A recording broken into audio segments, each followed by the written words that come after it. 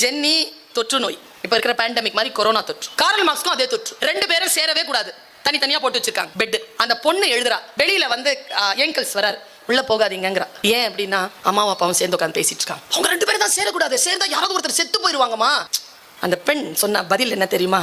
இளம் காதலர்களை போல வாழ்க்கை எங்கெங்கோ தொலைத்து விட்டு இந்த முதிய காலத்தில் இரண்டு பேரும் சேர்ந்து அமர்ந்து பேசிக் கொண்டிருக்கிறார். உயிரோடு இருப்பதை விட இந்த கணம் அவர்களுக்கு முக்கியமானது, நாம் உள்ளே செல்ல வேண்டாம் என்று தடுக்கிறாள் மகள். சொன்னதுபடிக்கே ஜென்னி இறந்து போகிறாள். உள்ளே போய் பார்க்கிறான், ஜென்னி இறந்து கிடக்கிறாள். வெளியில் வந்து கார்ல் மார்க்ஸினுடைய தோழன் ஏங்கல்ஸ் என்ன அறிவித்தான் தெரியுமா? கார்ல் மார்க்ஸும் செத்து போனான். அதன் பிறகு கார்ல் மார்க்ஸ் 2 ஆண்டுகள் இருந்தார். ஆனால் அந்த வினாடியை பார்த்தவுடன் கார்ல் மார்க்ஸும் செத்து போனான் என்றான் இல்லையா? கார்ல் மார்க்ஸ் சாவுக்கு ஏங்கல்ஸ் எழுதினான். நான் உங்க எல்லாருக்கும் சொல்றேன், எல்லோரும் கார்ல் மார்க்ஸை தான் பெரிய இதுன்னு நினைச்சிட்டு இருக்கோம். கார்ல் மார்க்ஸ்க்கு சற்றும் குறையாத எழுத்து ஏங்கல்ஸ் சொன்னது.